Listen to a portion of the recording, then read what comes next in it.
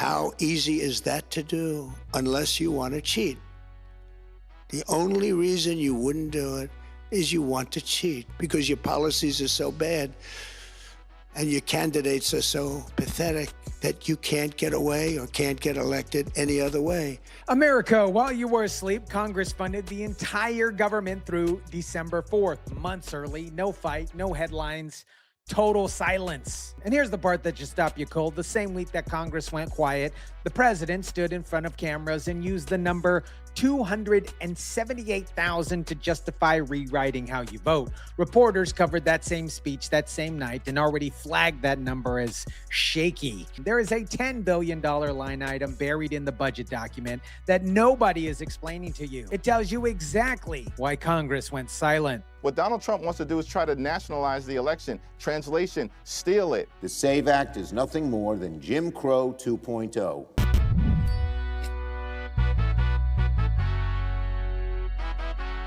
What is up, guys? Tyson Dela Cruz here. Thank you so much for rocking with me. Tuesday, the House passed something called the Continuing Resolution. That is government speak for keep paying the bills at the current rate, no new plan. It funds every federal agency through December 4th.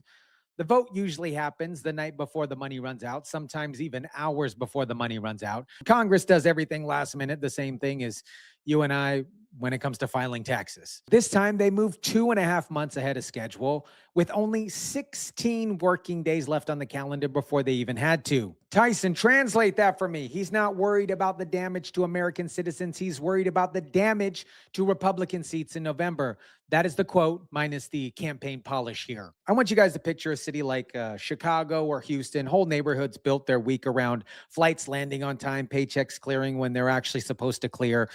Last time, this exact fight blew up into a shutdown. That's exactly what got hit here. Trump's threat to block all other legislation comes as scenes like this play out across the country. So it's the garage that's right there, and it circles around 7 times before you even get to this part. From New Orleans, Louisiana to Houston, Texas, and elsewhere, the TSA now urging travelers to arrive 4 to 5 hours early for their flights. 5 hours early for a domestic flight. That is a warehouse worker missing a shift. That is a small business owner eating a canceled meeting for that day, a single mom paying for a cab that she didn't budget for because security lines swallowed up her entire morning. Washington stalls, working class people eat the bill every single time. Here's what Republicans picked up instead of a shutdown fight. Buried in the House budget resolution, $10 billion set aside as a reward. That is the key word here. Not a mandate, a reward for states that voluntarily require proof of citizenship to register to vote. The actual law, the Save America Act, would require photo ID and citizenship documents nationwide.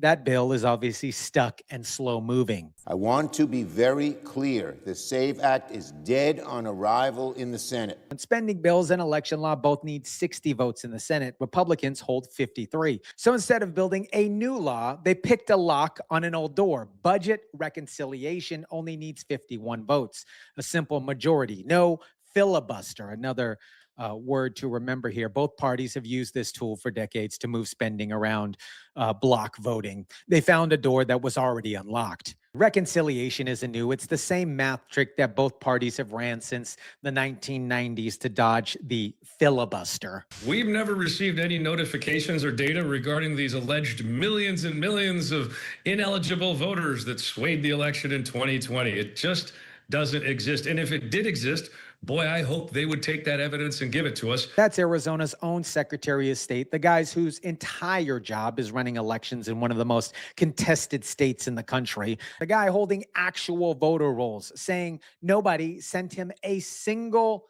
name. Well, it is based, there is a report from the DHS, and it is based on an analysis that was done drawing from private sector data.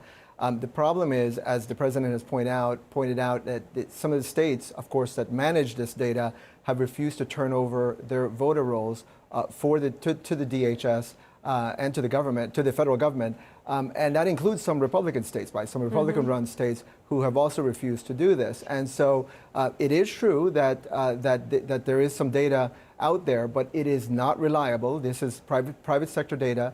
The government data would obviously be a lot more effective. The 278,000 number that the president used on national television is a private data broker estimate, not a government audit here. Dead names and duplicate registrations on voter rolls are absolutely real, boring administrative problems that every state deals with quietly every single year. 7 out of 10 Democrat voters already support requiring ID to vote, not Republican voters, their own party. Liberals, Democrats. Voter ID is not controversial in this country. A lot of people make the argument that people of color have a harder time procuring a photo ID to vote. 82% of Latino, 76% of Black Americans favor it. Requiring identification to vote is not oppression. It is not racism. It is a basic standard that applies equally to every single American citizen, regardless of what you look like. You need an ID to board a plane. You need an ID to cash a check. You need an ID to buy alcohol. You need an ID to enter these very federal buildings. And by the way, attaining an ID in this country is an extremely low bar. But somehow showing an ID to vote in America is now considered to be Jim Crow 2.0. What Donald Trump wants to do is try to nationalize the election. Translation, steal it. Our good friend Hakeem Dollar Store Obama isn't defending his own voters with that line. He's defending a talking point his own voters already rejected in the polls. This is the same leverage move that Abbott ran in Houston sales tax holdback and Mark Wayne Mullen ran with sanctuary airports.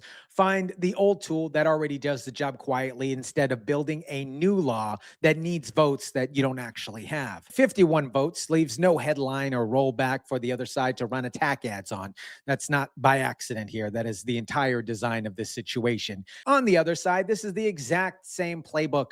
Performance outrage, performance theater playbook, run city after city, blue city after blue city. Publicly, it's Jim Crow, it's cruelty. Privately, 7 out of 10 of their own voters already disagree with them. California's recent election for mayor of LA and governor was held on June 2nd, a long time ago, but it was just completed a few days ago on July 10th. Think of that, much more than 1 month.